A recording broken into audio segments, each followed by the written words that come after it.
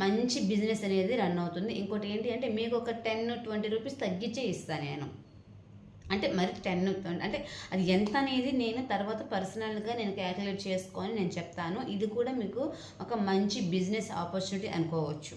ఓకేనా. ఇంకోటి ఏంటి అంటే నేను కూడా ఫేస్బుక్లో, ఇన్స్టాలో, యూట్యూబ్లో కూడా మొత్తం అయితే అప్డేట్ అయితే ఇస్తున్నాను.